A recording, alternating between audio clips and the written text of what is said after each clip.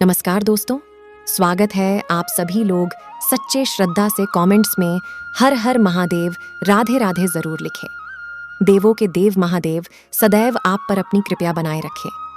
दोस्तों, यह जो कहानी है वो बहुत ही ज्ञानवर्धक और मोटिवेशन से भरा है। दोस्तों, आज की इस वीडियो में हम बात करेंगे कि आखिर पत्नी की वो कौन सी ऐसी 3 चीज होती है जो हर पुरुष को देखना चाहिए। दोस्तों, जो पुरुष अपनी पत्नी की ये 3 चीजों को देखता है वह अपनी जीवन में कभी भी गरीब नहीं रहता है।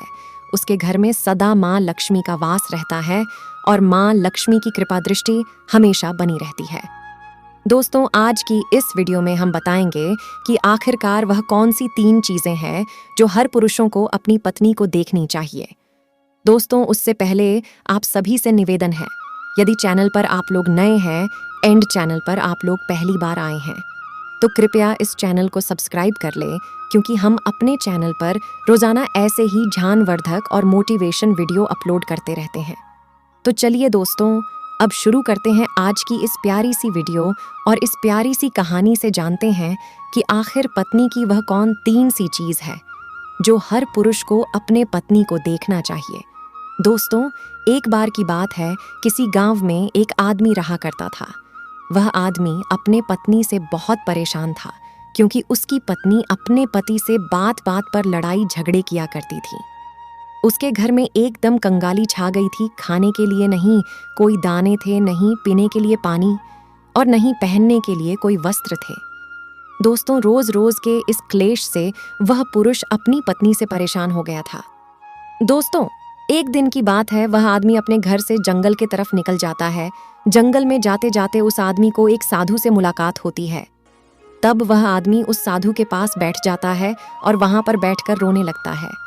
तभी वह साधु उस आदमी से पूछता है कि पुत्र, आखिर तुम्हें हुआ क्या है और तुम क्यों रो रहे हो। तब वह आदमी उस साधु को बताता है कि महाराज, मेरे घर में मेरी पत्नी और 2 छोटे छोटे बच्चे हैं।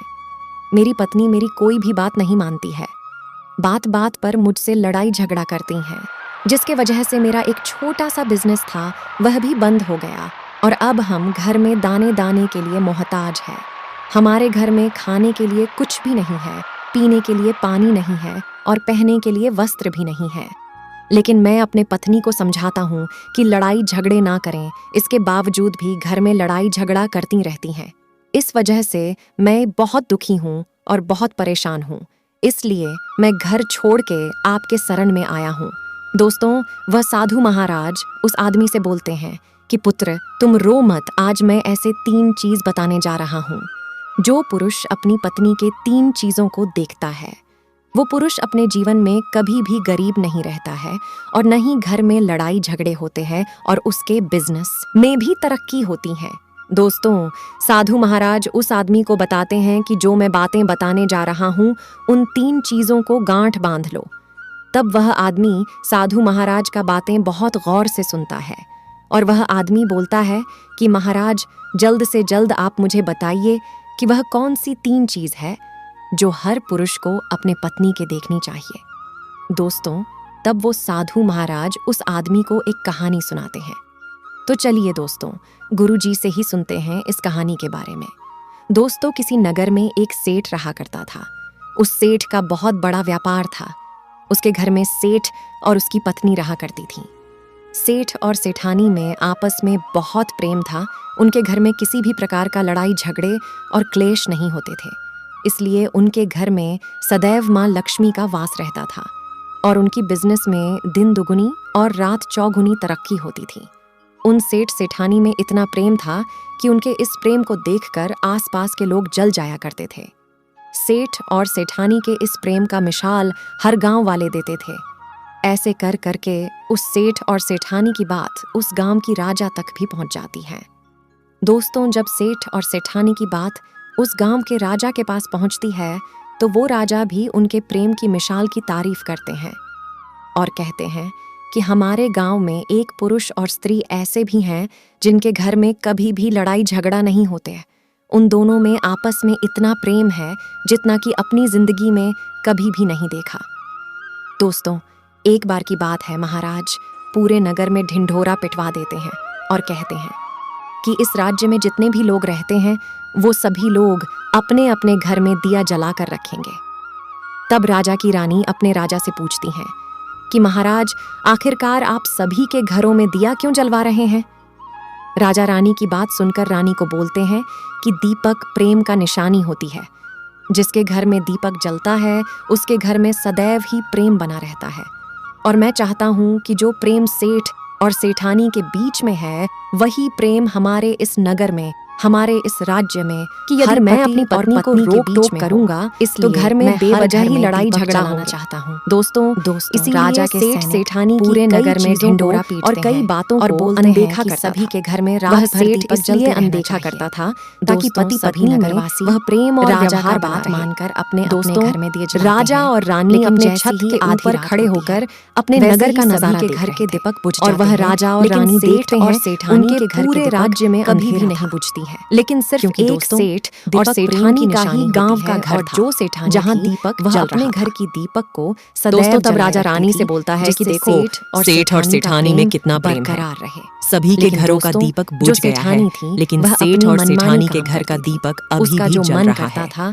इसका मतलब ये है कि सेठ और सेठानी में बहुत ही ज्यादा प्रेम है। नहीं होती थी। तब रानी राजा से बोलती है कि महाराज, सेठ और सेठानी में जो भी प्रेम है वह इसलिए है क्योंकि सेठानी समझदार है, इसलिए सेठ के घर में प्रेम है। दोस्तों, जब राजा रानी की बात सुनता है तब राजा बोलता है कि नहीं महारानी, यहाँ पर सेठ ज्यादा समझदार है, इसलिए उनके घर में कभी लड़ाई झगड़ा नहीं होती। दोस्तों, रानी बोलती है कि सेठानी समझदार है, राजा बोलते हैं कि नहीं, सेठ समझदार है। दोस्तों, सेठ और सेठानी की बात को लेकर राजा और रानी में बहस होने लगा। तब राजा बोलता है कि देखो, हमें बहस करने की जरूरत नहीं है, क्यों ना हम दोनों उनका एक परीक्षा ले ले, परीक्षा में जो पास होगा वही समझदार होगा। राजा और रानी अपनी बात से सहमत हो गई और उन दोनों की परीक्षा के लिए तैयार हो जाती है। दोस्तों, तब राजा अपने महल में जाता है और अपनी दासी को बुलाता है और वह अपने दासी से बोलता है, उस सेठ के पास जाओ और जो जो प्रश्न मैं तुमसे बोल रहा हूं वह तुम सेठ को बोलना। वह दासी बोलती है, ठीक है महाराज। फिर वह दासी राजा की बात सुनकर सेठ के पास जाती है। दोस्तों, उसी समय ही सेठ की पत्नी बाजार गई थी कुछ सामान लेने के लिए। तभी वह राजा की दासी सेठ से बोलती है कि मैं राजमहल से आई हूँ सेठ जी, मुझे राजा साहब ने भेजा है। दोस्तों, वह सेठ उस दासी से बोलता है कि बताइए, मैं आपकी क्या सेवा कर सकता हूँ, आप बैठिए, मैं आपके लिए पानी लेकर आता हूँ। तब वह दासी सेठ से बोलती, नहीं सेठ जी, मैं राजा की दासी हूँ, बस आपके पास राजा के समाचार लेकर आई हूँ। दोस्तों, तब वह सेठ बोलता है कि ठीक है दासी, आप मुझे बताइए कि राजा साहब ने क्या समाचार भेजा है मेरे लिए।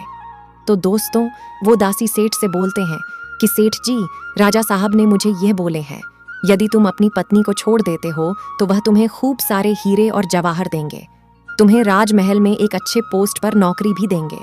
लेकिन सेठ राजी नहीं हुए। दूसरी ओर रानी ने राजा से बोली कि सेठ समझदार नहीं है, सेठानी समझदार है। दोस्तों, सेठ और सेठानी के बातों को लेकर राजा और रानी में फिर से कहासुनी होने लगी।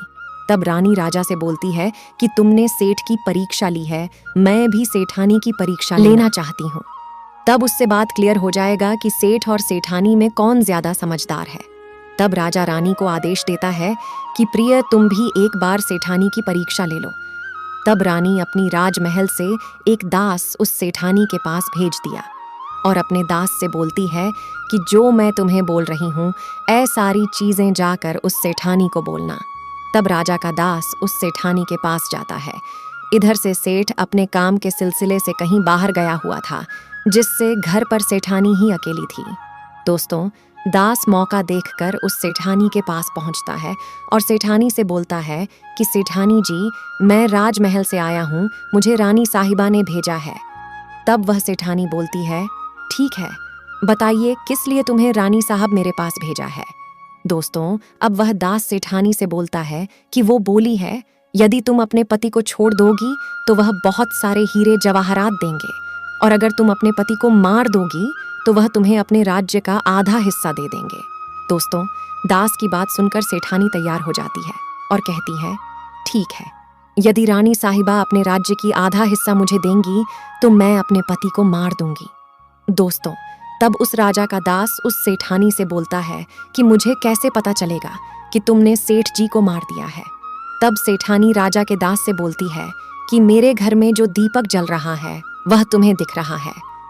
तब दास बोला, हाँ दिख रहा है। तब सेठानी उस राजा के दास से बोलती है कि जब मैं अपने पति को मार दूंगी तो मैं यह दिया बुझा दूंगी, तो तुम्हें पता चल जाएगा कि मैंने अपने पति को मार दिया है। अब दास सेठानी की बात सुनकर राजमहल को वापस लौट जाता है और राजा और रानी से यह सारी बात बताता है। सेठानी की बात सुनकर रानी बहुत अचंभित हो जाती है। तब रानी को स्त्री जाति से नफरत होने लगती है। दोस्तों, तब वह राजा अपने सारे दास दासियों के साथ सारे सैनिकों को बुलाता है और बोलता है, देखो मैं यह नहीं चाहता हूं कि राजा और रानी की वजह से किसी निर्दोष की जान जाए। तुम ऐसा करो, उस सेठानी के घर जाओ और उस सेठ को सारी बातें बता दो और उस सेठ को बचा लो। दोस्तों, इधर दास और दासी सेठानी के घर पर जाते और सोचते हैं कि सेठानी तो सेठ को रात में मारेगी और दिया भी बुझाएंगी। इससे पहले ही हम सेठानी के घर में हमला बोल देते हैं। दोस्तों, इधर रात भी नहीं हुई थी, शाम का समय था और जैसे ही राजा के सैनिक सेठानी के घर पर धावा बोलते हैं तो देखते हैं कि सेठ पहले से ही मरा हुआ है। दोस्तों, तब राजा और रानी के दास दासी उस सेठानी से बोलते हैं कि सेठ जी तो मरे पड़ा है, लेकिन सेठ को तो तुम्हें रात में ही मारने के लिए बोला गया था।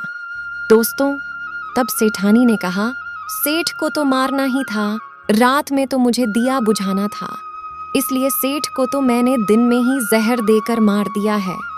अब मेरा काम है सिर्फ दिया बुझाने का।